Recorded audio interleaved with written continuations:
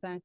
तो हम बिल्कुल बेसिक से स्टार्ट करेंगे कि एक स्टूडेंट जिसे नहीं पता रिसर्च का, वो फर्स्ट टाइम कर रहा है, तो वो किस तरह से स्टार्ट ले।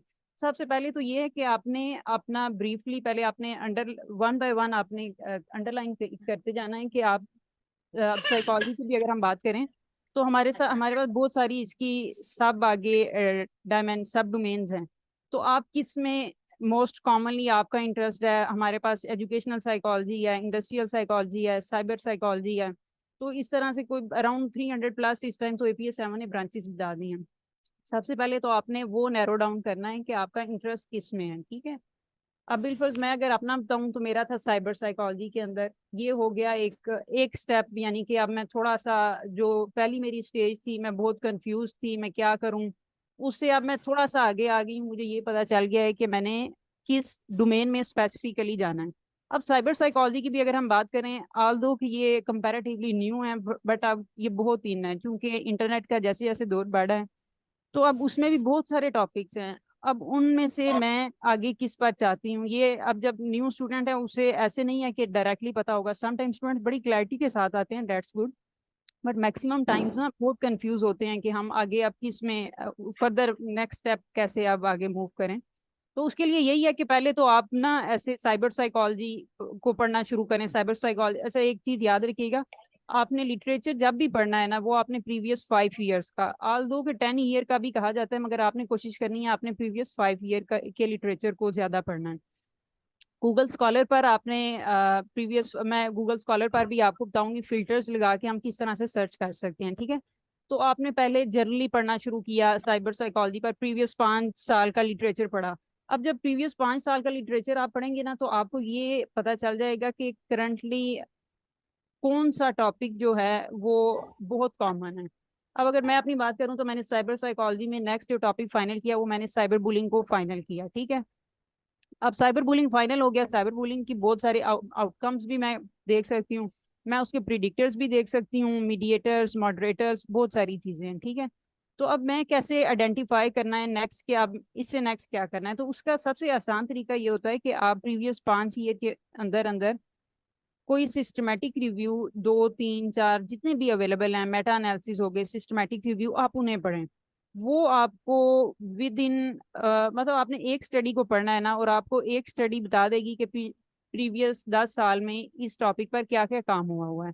वो आपको सेम टाइम पर उसके बता देगी कि प्रिडिक्टर्स कौन से हैं, उसके आउटकम्स कौन से हैं, उस पर इंस्ट्रूमेंट्स कौन कौन से यूज हुए हैं। ये सारी चीजें आपको सिस्टमेटिक रिव्यू से पता चल जाएंगी, ठीक है। तो सबसे पहले आपने ये देखना है कि पहले क्या क्या कुछ हो चुका है, identify what has been done.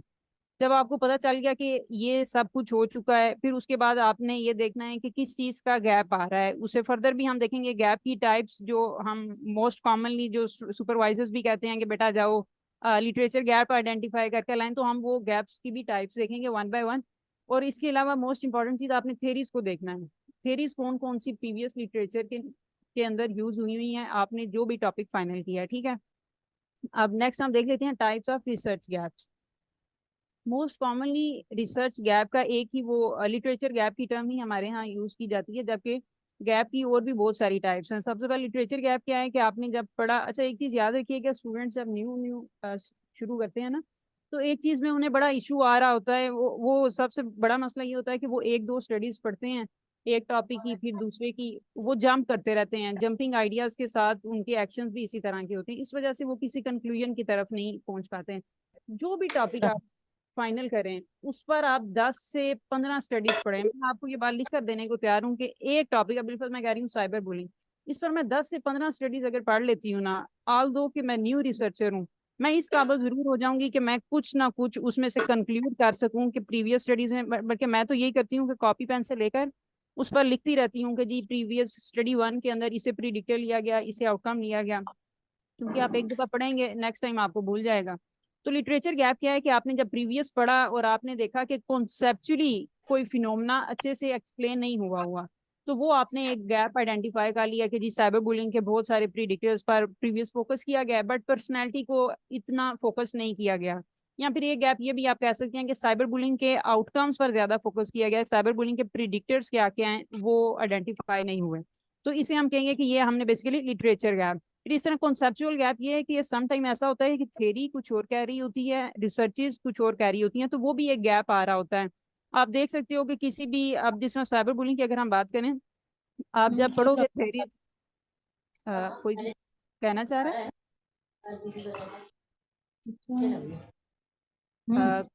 Kindly आप जो भी हैं अपना माइक म्यूट कर दें। हम ना प्लीज अपना माइक म्यूट कर दें। Okay, thank you so much Hamna और अभी आपका भी। अच्छा, अब कॉन्सेप्चुअल गैप में क्या है कि आपने उस टॉपिक पर आपने देखा, रीसेंट स्टडीज देखी, रीसेंट थ्योरीज देखी। सम टाइम ऐसा होता है कि थ्योरीज कुछ और बता रही होती हैं, बट लिटरेचर में वो एक गैप आ रहा होता है, प्रीवियस स्टडीज के अंदर एक गैप आ रहा होता है कि थ्योरी जिस तरह से उस कॉन्सेप्ट को लेकर चाह रही होती हैं, उस तरह से उसे कॉन्सेप्चुअली अभी तक इम्पीरिकली उस पर कोई एविडेंस मौजूद नहीं है। तो अब साइबर बुलिंग, इवन मेरी एक फ्रेंड ने अभी किया सुसाइड पर काम, तो उन्होंने सिंपल ये किया कि प्रीवियस 1 to 2 years पहले कोई एक न्यू मॉडल साइबर उस पर सुसाइडल आइडिएशन पर दिया गया। तो उन्होंने जस्ट वो देखा कि ये वाली जो थेरी है अभी तक इस पर कोई, या इस वाले मॉडल पर अभी तक नहीं एक्सप्लेन किया गया इस मॉडल के अकॉर्डिंग। तो सिंपल उसके लिए वो काम बड़ा आसान हो गया, उसने वो मॉडल उठाया और एग्जैक्ट उसी मॉडल को अपने कल्चर के अंदर उसने कर लिया, इंपेरिकली उसने टेस्ट कर लिया। जबकि सुसाइड पर हमारे पास आल दो बेशुमार पहले स्टडीज मौजूद हैं, बट आपके पास एक पॉइंट आ गया कि जी इस थेरी के अकॉर्डिंग ये कॉन्सेप्ट जो है अभी तक इंपेरिकली टेस्ट नहीं किया गया। नेक्स्ट आया था टाइम गैप। अब सम टाइम ऐसा होता है कि किसी एक फिनोमेना को स्टडी किया गया 10-15 साल पहले, मगर अब रिसेंट स्टडीज में उस फिनोमेना को नहीं स्टडी किया गया। तो आप जब पढ़ोगे तो आपको पता चल जाएगा, क्योंकि जो सोसाइटी है ना वो बड़ी तेजी से मूव ऑन कर रही है। अभी हम देखें प्रीवियस कोविड के बाद से 2-3 साल में इतना चेंज आ गया है सोसाइटी के अंदर, बहुत सारी चीजें जो हैं वो चेंज हो गई हैं। अब जिस तरह आजकल एक बड़ा ट्रेंडिंग चल रहा है कि स्टूडेंट्स अब्रॉड जा रहे हैं, अब ये पहले नहीं था, अगर हम आज से 5 साल पहले देखें तो इतना रुझान नहीं था स्टूडेंट्स का, बट आज है। तो अगर हम कोई इस तरह का कोई वेरिएबल जो कि ऐसे अभी करंटली ये फिनोमेना डिफर कर रहा है प्रीवियस से, तो वो हमें लग रहा हो कि टाइम गैप आ रहा है, तो हम उसी फिनोमेना को दोबारा ये कह करके जी चूंकि टाइम गैप आ रहा है, बट ओब्वियसली आपके पास वो फिनोमेना ऐसा जरूर होना चाहिए कि आप ये कह सकें कि जी टाइम गैप। अब जिस तरह कोरोना वायरस में बहुत सारी स्टडीज रिपीट हुई, बट उनके पास एक स्ट्रॉन्ग एविडेंस था कि जी कोरोना वायरस के अंदर लोग घर में रह रहे हैं, लोगों की कम्युनिकेशन स्किल्स पर स्टडीज हुई कि उनके जब वो बाहर कम्युनिकेट ही नहीं कर रहे तो उनके किस तरह से कम्युनिकेशन स्किल्स में चेंज आ रहा है। तो वो है कि वो कोई टाइम स्पेसिफिक सम टाइम कोई इवेंट हो जाता है, तो उसमें आप प्रीवियस स्टडीज को सम टाइम बिल्कुल एग्जैक्टली सेम भी रेप्लिकेट कर सकते हैं, आपको सम हाउ मार्जिन मिल जाता है। नहीं तो आप कुछ ना कुछ ऐड आप करके प्रीवियस स्टडीज को दोबारा से टेस्ट कर सकते हैं। नेक्स्ट पॉपुलेशन ग्रुप का भी बड़ा होता है। प्रीवियसली किसी और सैंपल में देखा गया, मैं एक आपके साथ शेयर करती हूँ एग्जाम्पल। मैं जब मैंने अपनी रिसर्च के लिए टॉपिक देखना शुरू किया तो मैंने ओस्ट्रासिज्म एक टॉपिक देखा। ओस्ट्रासिज्म होता है आप लेफ्ट आउट करवाते हैं किसी पर्सन को, या आपको लेफ्ट आउट करवाया जाता है किसी ग्रुप से। इसकी बहुत सारी टाइप्स हैं। साइबर ओस्ट्रासिज्म है यानी कि आप ऑनलाइन किसी ग्रुप पर्सन को लेफ्ट आउट फील करवाते हो। जब मैंने उसे देखा तो मैंने लिटरेचर प्रीवियस जो भी था उससे मैंने पढ़ा, तो मुझे ये फील हुआ कि इसे पाकिस्तान में आल्दो की स्टडी तो बेशुमार जगह पे किया गया है, मगर अभी तक जो हमारे पास कुछ स्पेशल पर्सन हैं, जिस तरह से हम कह लें ब्लाइंड कम्युनिटी हो गई या हमारे पास ट्रांसजेंडर्स हो गए, इन पर अभी तक स्टडी नहीं किया गया। क्योंकि एक तो ये पहले ही इनके अंदर इंफीरियरिटी पाई जाती है, ब्लाइंड है कोई पर्सन, अगर उसे वर्क प्लेस पर लेफ्ट आउट फील करवाया जाता है तो वो किस तरह से उसे इंटरप्रेट करेगा, ये फिनोमेना डिफर करेगा एज कम्पेयर टू अगर वो ही सेम वेरिएबल्स पर नॉर्मल ह्यूमन बींग्स पर अगर वो स्टडी की गई है, तो वो दोनों में अच्छा खासा डिफरेंस आ जाएगा। तो उस टाइम पर आप फिर बताते हो कि जी चूंकि ये पॉपुलेशन डिफर कर रही है, तो इस पॉपुलेशन के अंदर ये फिनोमेना डिफर करेगा। तो आप एग्जैक्ट वही सेम कॉन्सेप्चुअल मॉडल जो प्रीवियस हुआ हुआ है, आप उससे जस्ट पॉपुलेशन को चेंज करके, बट ओबियसली पॉपुलेशन आपके पास वाकईतन चेंज होनी चाहिए। अगर हम साइबर बुलिंग की बात करें तो प्रीवियसली बहुत हद तक हम ये कह सकते हैं, लिटरेचर पढ़कर ही बता सकते हैं, ऐसे तो नहीं, कि सम टाइम ऐसा होता है कि यूनिवर्सिटी स्टूडेंट्स पर ज्यादा फोकस किया गया या फिर स्कूल एज। अब अगर हम देखें प्रीवियसली यूनिवर्सिटी स्टूडेंट्स पर बहुत ज्यादा फोकस किया गया साइबर बुलिंग को लेकर, क्योंकि हमारा ये बिलीव था कि मोबाइल इंटरनेट ये सारी चीजें जो हैं ये यूनिवर्सिटी स्टूडेंट्स के पास अवेलेबल होती हैं। स्कूल गोइंग चिल्ड्रन के पास पहले ये ट्रेंड नहीं था कि उनके पास मोबाइल फोन या इंटरनेट की इतनी ज्यादा उनके पास एक्सेस होती थी। बट कोविड जब से आया, वो मोड ऑफ जो एजुकेशन था वो चेंज हुआ, तो अब हमें पता है कि हमारे जो भी 6-7 क्लास के बच्चे हैं उनके पास भी मैक्सिमम के पास अपना लैपटॉप, अपना मोबाइल फोन, टेक्नोलॉजी का दौर है। तो ये है कि वो आप देख सकते हो कि जी प्रीवियस यूनिवर्सिटी स्टूडेंट में ये फिनोमेना ज्यादा स्टडी किया गया as compared to school going में नहीं है। स्कूल गोइंग में अब ये ट्रेंड ज्यादा आ रहा है, वो ज्यादा एडिक्ट है इंटरनेट के। तो वो समटाइम आप फिर वो पॉपुलेशन गैप देखकर वो कर सकते हो। लास्ट जो है वो है मेथोडोलॉजिकल गैप।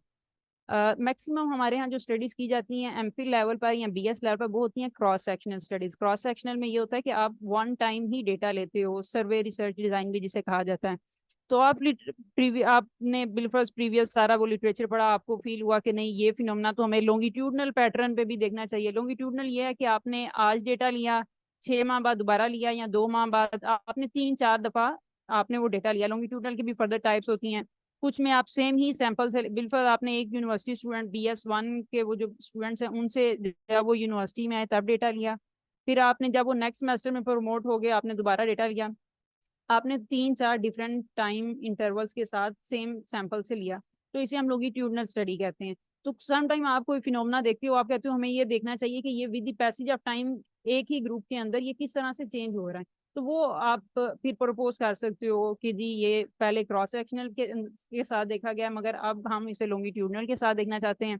इसके अलावा एक और जो ज्यादा हमारे यहाँ प्रिवेलिंग है वो ये है कि आपने प्रीवियस लिटरेचर देखा, आपको पता चला कि जी क्वांटिटेटिव स्टडीज जो कि हमारे यहाँ मैक्सिमम की जाती हैं, आपको पता चला क्वालिटेटिव स्टडीज तो है ही नहीं हमारे पास। क्वांटिटेटिव स्टडीज के अंदर होता है कि आप वो फॉर्म्स वगैरह फिल करवाते हो और उसके थ्रू, जिसमें ना आप कोई एक्स्ट्रा बात कर रहे हो, ना जो फॉर्म फिल कर रहा है वो कोई एक्स्ट्रा बात कर रहा है, वो जस्ट 1 2 3 4 वो न्यूमेरिक की फॉर्म में डेटा आ गई। ये क्वांटिटेटिव है। क्वालिटेटिव में होता है कि आप इंटरव्यूज करते हो, आप नेक्स्ट पर्सन से उनके ख्यालात पूछते हो, फिर आप उन्हें प्रॉपर ऐसे उर्दू में लिखते हो, फिर आप उस पर डेटा इंटर करते हो अपने NVO या डिफरेंट सॉफ्टवेयर हैं, और फिर आप उन पर कोडिंग करके फिर एंड पर वो थीम्स जनरेट करते हो।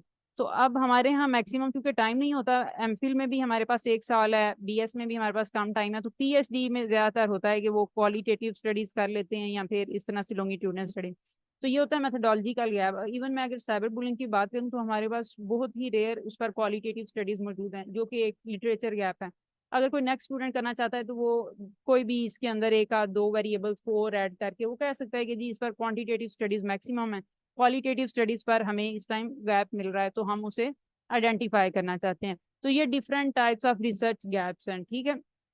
ये अब आपने आइडेंटिफाई किस तरह से करना है, वो सेम ही प्रोसीजर होगा कि वो आप पढ़कर ही करेंगे। पढ़ाई पढ़ने का कोई शॉर्टकट नहीं है। अगर आप ये सोचे ना कि आप कोई लेंगे सेमिनार वेबिनार, इसका कोई शॉर्टकट नहीं है।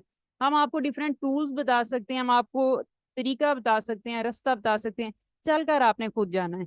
तो वो जो पढ़ने वाला है ना बेसिकली कि मिनिमम आपने एक टॉपिक पर 10 से 15 आर्टिकल आपने पढ़ने हैं, वो आप ही पढ़ेंगे, इसका कोई शॉर्टकट मौजूद नहीं है, ठीक है।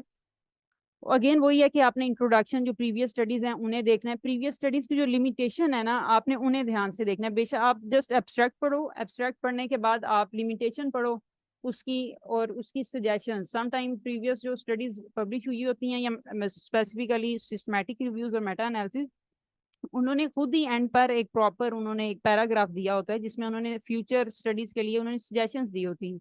सम टाइम वो खुद ही बता देते हैं कि जी हमारी स्टडी के अंदर ये ड्रॉबैक था, अगर नेक्स्ट पर्सन कोई स्टडी करना चाहता है तो वो इन इन वेरिएबल्स पर या इन मेथडोलॉजी को यूज करते हुए वो कर सकता है। तो ये सबसे आसान तरीका ये होता है कि सिस्टमैटिक रिव्यू या मेटा एनालिसिस जो आप पढ़ोगे ना, अभी जिस तरह से मैंने जो आपको डिफरेंट टाइप्स ऑफ गैप्स बताए हैं, आप वन बाय वन एक एक स्टडी को पढ़ोगे आप थक जाओगे। उसकी निस्बतन हमारे पास आसान है, आप सिस्टमैटिक रिव्यू पढ़ोगे, सिस्टमैटिक रिव्यू में मेंशन होगा कि जी ये प्रीवियस 10 साल की स्टडीज का सिस्टमैटिक रिव्यूज है। उन्होंने ना बड़े अच्छे से ग्राफ्स बताए होते हैं सिस्टमैटिक रिव्यूज में कि जी इस पॉपुलेशन से इतना लिया गया, इस पॉपुलेशन से इतना लिया गया, इतने इतने क्वेश्चन आए यूज किए। वो एक ही स्टडी यानी कि 10 12 15 पेजेस के अंदर आपको 10 साल का लिटरेचर मिल जाएगा। सिस्टमैटिक रिव्यू या मेटा एनालिसिस का प्लस पॉइंट ये है। फिर उन्होंने सबसे एंड पर ना अब प्रॉपर दिया होता है फ्यूचर सजेशन, क्योंकि उन्होंने 10 15 साल का लिटरेचर पढ़ा, तो वो एक पर्सन को बड़े अच्छे से पता चल जाता है कि जी क्या गैप क्या आ रहा है। तो वो मेटा एनालिसिस या सिस्टमैटिक रिव्यूज का आप स्पेसिफिकली जो एंड पर उन्होंने दिया गया होगा कि फ्यूचर सजेशन फ्यूचर स्टडीज के लिए आपने वो सारी चीजें देखनी है। तो सम टाइम ऐसा होता है कि आप जब प्रीवियस देखते हो तो आपको पता चल जाता है कि क्वालिटेटिव स्टडीज की कमी है या इंटरवेंशन बेस्ड जो है वो हमारे पास कम है। अब मैं साइबर बुलिंग पर इंटरवेंशन बेस्ड काम ही बहुत कम हुआ है। तो ये भी एक गैप है, बट ओबियसली इंटरवेंशन इटसेल्फ एक प्रोलोंग टास्क है, बट गैप तो ये इटसेल्फ है। आप फिर अपनी, अगर आप एमफिल के स्टूडेंट हो बीएस के, तो आपने अपने सोर्सेज को देखते हुए अपना टॉपिक आइडेंटिफाई करना है, क्योंकि सम टाइम होता है स्टूडेंट यूनिकनेस के चक्कर में टॉपिक को बड़ा ले लेते हैं, qualitative studies, quantitative, mix method approach, और बाद में उनसे होता नहीं है। तो ये है कि आप चीज़ों को सीखें ज़रूर, और बाद में फिर आपने देखना है आपके सोर्सेज कितने हैं, आपके पास टाइम कितना है। एमफिल के स्टूडेंट के पास ज़्यादा टाइम है एज कम्पेयर टू बीएस के स्टूडेंट, इस तरह पीएचडी के स्टूडेंट के पास उससे ज़्यादा टाइम है, उनके पास 6-7 साल है, वो जो चाहें कर सकते हैं। तो ये है कि वो आपने अपने अवेलेबल रिसोर्सेज देखने हैं, फिर आपने गैप देखना है। अब इंटरवेंशन का गैप हम पाकिस्तान में आप अगर देखेंगे ना, तो ऑलमोस्ट आपको हर फिनोमेना के ऊपर मिलेगा, क्योंकि हमारे यहाँ इंटरवेंशन को इतना प्रमोट नहीं किया जाता, तो इस वजह से ये लिटरेचर के अंदर एक परमानेंट गैप आपको हर फिनोमेना पे मिलेगा। अ, ये जिनका भी माइक ओपन है, काइंडली अपना माइक ऑफ कर दें।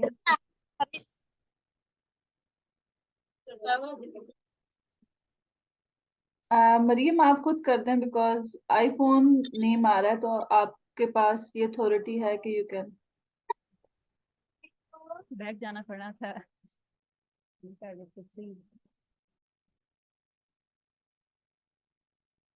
अब तो आई थिंक हो गया बंद।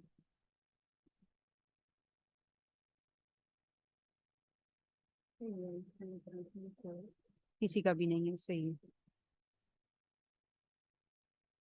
थोड़ा सा ध्यान रखा करें, टेम्पो टूट जाता है बोलने वाले का। अच्छा, टाइप्स ऑफ रिसर्च गैप्स हो गए थे। अच्छा, तो ये मैं आपके साथ बता रही थी कि आइडेंटिफाई आप किस तरह से कर सकते हैं रिसर्च का। एक तो इसके अंदर जो चीज़ है ना कि अब पढ़ना आपने है, वो आपने ही पढ़ना है, बट मैं आपको अब बीइंग सीनियर कह लें, टीचर कह लें, मैं आपको कुछ शॉर्टकट्स या कुछ आर्टिफिशियल इंटेलिजेंस पर बेस करते कुछ टूल्स बता सकती हूँ, जो कि आपके अगर बिलफर्ज एक स्टडी को पढ़ने पर आपको 20 मिनट लग रहे हैं, तो आपको मैं डिफरेंट टूल्स सजेस्ट करती हूँ, उसके थ्रू आपका टाइम ऑलमोस्ट हाफ या उससे भी कम लगेगा। ये सारे जो टूल्स मैं बता रही हूँ ये सारे फ्री हैं, ठीक है, आप अपने पास नोट डाउन भी कर सकते हैं, नहीं तो स्लाइड्स मैं रबिया के साथ शेयर कर दूंगी, वो आपके साथ शेयर कर देंगे। अच्छा, सबसे पहला जो एआई टूल्स है मैं वो है चैट डॉग। अब इसके अंदर ये है कि आप इससे कोई भी फाइल दें, आप इंटरनेट से डायरेक्टली भी सर्च कर सकते हैं, या फिर आपने पहले अगर आपने फोल्डर में रखा हुआ है ना, तो आप उधर से चूज कर सकते हैं। आपने एक फाइल इस सॉफ्टवेयर वेबसाइट को पर इंटर की, वो फाइल पूरी बिलफर्ज वो 30 पेजेस की फाइल है। उसके बाद सिंपल आप इसे कोई भी क्वेश्चन दें, कोई भी क्यूरी दें, आप वो आपको एक इनबॉक्स ओपन करके देता है। उधर आपने मेंशन किया कि जी I want to know research gap in this study, ये आपको बता देगा। आप उसे कहें कि जी सैंपल क्या है इस स्पेसिफिक स्टडी के अंदर, ये आपको गाइड कर देगा। तो ये चैट डॉग का बहुत ही अच्छा, मैंने पर्सनली जो यूज किया मैं आपको वही रिकमेंड कर रही हूँ। अदरवाइज करंटली तो एआई टूल्स बेशुमार अवेलेबल हैं।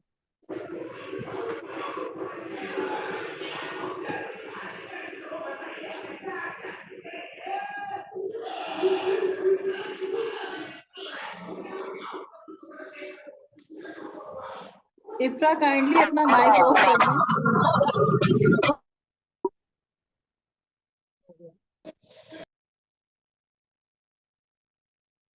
अच्छा, तो हम बात कर रहे थे चैट डॉग पर। तो ये मैंने पर्सनली यूज किया, मुझे बड़ा ही पसंद आया। आप इसे सिंपल आल दो कि आप ऐसे एब्स्ट्रैक्ट भी पढ़ें तो आपको पता चल जाता है, बट ये आपको इसके अलावा भी बहुत हेल्पफुल रहता है। आप इसे कहें कि सैंपल क्या था, ये आपको बता देगा। आप बजाय इसके कि खुद जाकर सैंपल देखें, क्वेश्चनाइज देखें, आप सिंपल इसे जाकर जो टाइप करें इनबॉक्स में, इस फाइल के अंदर कोई भी आपका स्पेसिफिक क्वेश्चन है, उस फाइल को लेकर चैट डॉग के थ्रू ये आपको बता देंगे।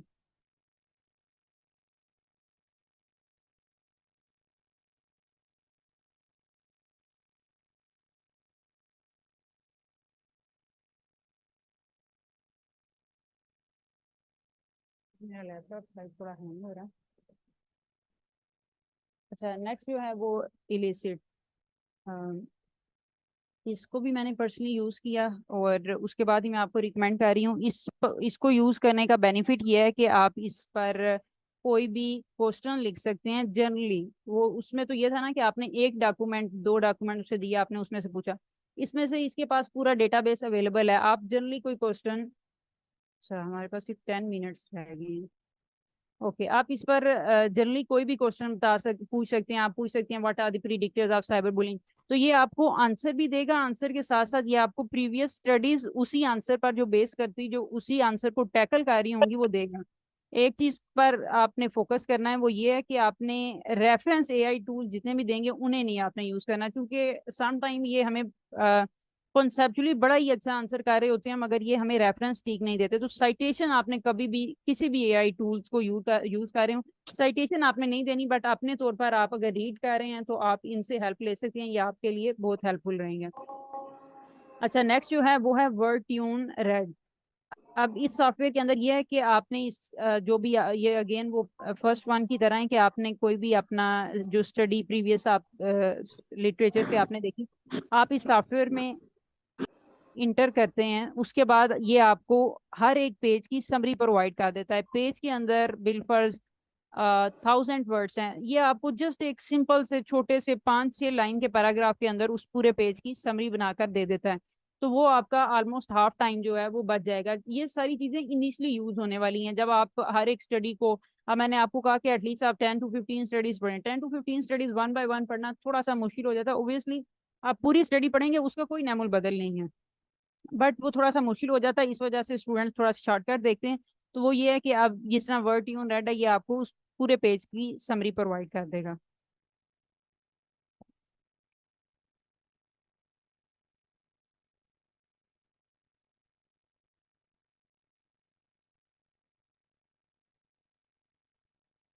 अच्छा नेक्स्ट जो है वो है पेपर डाइजेस्ट। ये भी, इसका भी यही प्लस पॉइंट है कि ये आपके पूरे आर्टिकल को समराइज करके बता देगा। वैसे ये सारा काम हमारा एब्स्ट्रैक्ट भी कर देता है, एब्स्ट्रैक्ट के अंदर भी बेसिकली पूरे आर्टिकल की समरी होती है, बट अगर पेपर डाइजेस्ट को यूज करना चाहें तो आप कर सकते हैं। लास्टली चैट जीपीटी, इसका तो आजकल काफी चर्चा है और आई होप सो आप में से मैक्सिमम ने यूज भी किया होगा। ये कॉन्सेप्चुअली बहुत अच्छी इंफॉर्मेशन देता है, मुझे पर्सनली इसकी लैंग्वेज बहुत पसंद है, मगर आपने ये जो आपको रेफरेंस देता है ना वो अपडेटेड नहीं होते और वो ठीक भी नहीं होते मैक्सिमम केसेस में। तो कॉन्सेप्चुअली कोई चीज आपने इसके साथ डिस्कस करनी है, आप इसे, इवन मैंने अपनी रिसर्च में डिस्कशन में बहुत सारी जगहों पर इससे हेल्प ली। इसे मैंने ये कहा कि जी बिलफर्ज डार्क राइट ट्रेट और साइबर बुलिंग के अंदर पॉजिटिव रिलेशनशिप आया है, तो आप डिस्कशन में आपने उसे बताना होता है, एक्सप्लेन करना होता है कि ये फाइंडिंग्स क्यों आई। तो इसने बड़ी अच्छी कॉन्सेप्चुअली अच्छी बात करता है, बट ये है कि जो ये साइटेशन देता है ना वो साइटेशन ठीक नहीं होती। बस इन सारों का ये एक ड्रॉबैक है कि साइट आपने इन्हें एग्जैक्टली नहीं करना जो भी ये आपको रेफरेंसेस या आर्टिकल्स देते हैं। लास्टली अब हम आते हैं क्वेश्चन आंसर सेशन की तरफ, और हमारा ये जो लिंक है ये भी तकरीबन 6 मिनट तक एक्सपायर हो जाएगा। तो आप में से किसी कोई क्यूरी हो तो काइंडली वो पूछ सकता है। ठीक है, स्लाइड्स में आप लोगों के साथ शेयर कर दूंगी, कोई इशू नहीं है। आप लोग अपना माइक ओपन करके या फिर अगर आप लोग मैसेज करना चाहते हैं तो आप आपकी जो भी कोई क्यूरी आप पूछ सकते हैं। आपकी कोई पर्सनल अपनी स्टडी से रेलिवेंट है आप वो भी पूछ सकते हैं।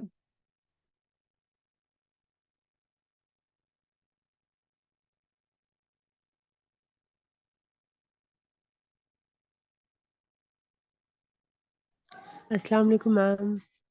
वालेकुम मैम, सलाम। मशीन लर्निंग को हम अपनी साइकोलॉजी की स्टडीज़ में यूज़ कर सकते हैं? मशीन ये लर्निंग एल्गोरिथम्स को? जी जी आप यूज कर सकते हैं नॉर्मली ना। अच्छा आप अपना थोड़ा सा अगर इंट्रोडक्शन बता दें, आप बीएस की एमफिल की जी मैम, मैं मदीहा फातिमा हूँ, एमफिल साइकोलॉजी। कंप्लीट हो गया आपका? नो मैम, सेकंड सेमेस्टर है।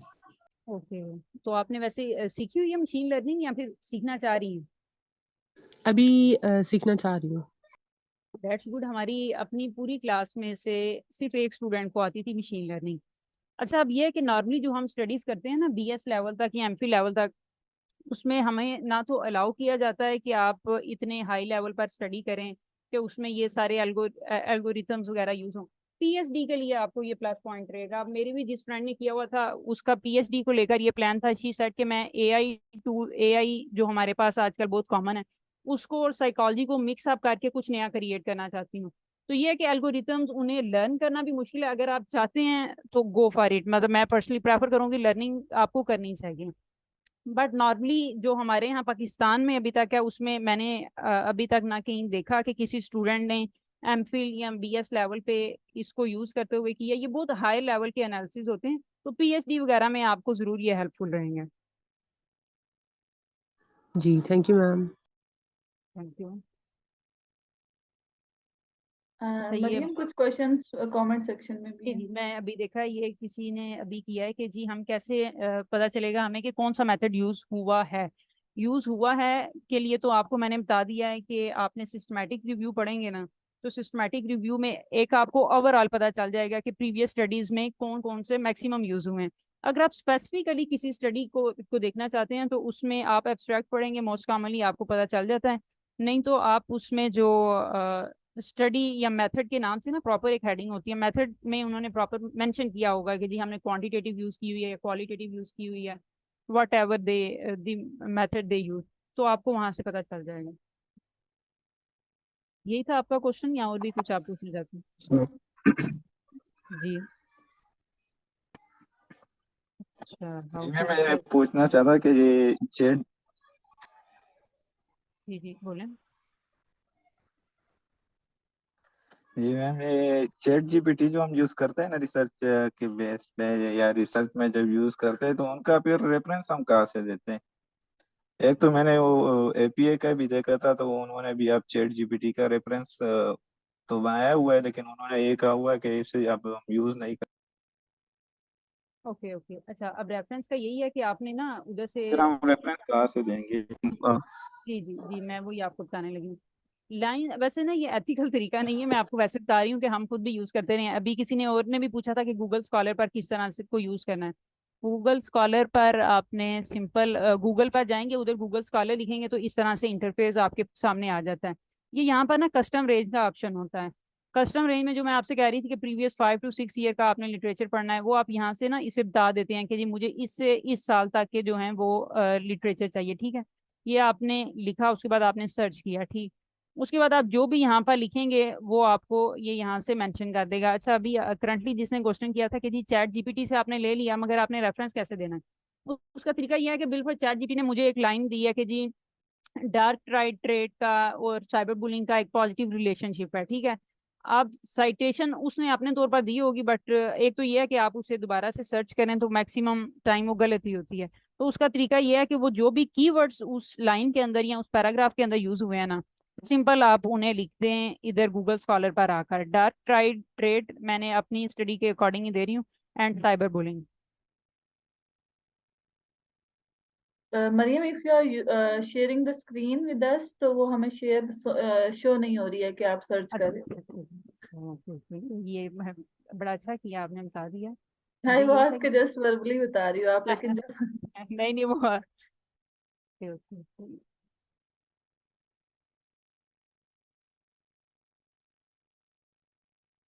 आई थिंक सो ये तो लिंक ओके हो गया, सही है। हो गया। ये अभी आपको dark triad rate and cyber bullying perpetration ही लिखा नजर आ रहा है ना? हाँ जी, हाँ अरे जी, भैया हाँ सही जी, है, हाँ। ठीक है। ये मैं आगे गूगल स्कॉलर पर ही मैंने बताया था कि आप गूगल पर जाके ना सिंपल गूगल स्कॉलर लिखो, उस पर जो पहला आपके पास लिंक आता है उसे क्लिक करोगे, इस तरह का इंटरफेस आपके पास शो हो जाएगा। फिर ये कस्टम रेंज का है। कस्टम रेंज में आपको जिस साल तक की स्टडी चाहिए आप सिंपल ये मिनिमम यहाँ से 2018 to 2023 ये हो गया। फिर सर्च पे आप क्लिक कर दोगे तो वो ऑटोमेटिकली ये एक्टिवेट हो गया। अच्छा अब मैं बता रही थी कि डार्क ट्राइटेड और साइबर बुलिंग पर चैट जीपीटी ने मुझे एक लाइन लिख कर दे दी। उस पैराग्राफ के अंदर जो कीवर्ड्स इस्तेमाल हुए हैं ना उसे आपने as it is Google Scholar पर लिख देना है। अब उस पर आ जाएंगी आपके पास लेटेस्ट स्टडीज। जितनी ज्यादा आप लेटेस्ट यूज रेफरेंस देंगे उतना अच्छा होता है। अब ये आप पहला टाइटल पढ़ेंगे, association between cyber bullying perpetration and dark triad of personality, ठीक है। अब इनका डायरेक्ट रिलेशनशिप तो लिटरेचर हमें ये बता रहा है। इसे हमने नेक्स्ट ओपन कर लिया और उसमें सिंपल आप एब्स्ट्रैक्ट पढ़ेंगे, आपको पता चल जाएगा कि पॉजिटिव रिलेशनशिप बताया या नेगेटिव बताया है। तो सिंपल आप फिर उस इस स्टडी का रेफरेंस बेसिकली उस लाइन के आगे दे सकते हैं। तो आई होप ये आपकी जो क्यूरी है वो क्लियर हो गई होगी। थोड़ा सा टाइम टेकिंग है बट ऑब्वियसली स्टडी डिमांड तो करती है टाइम।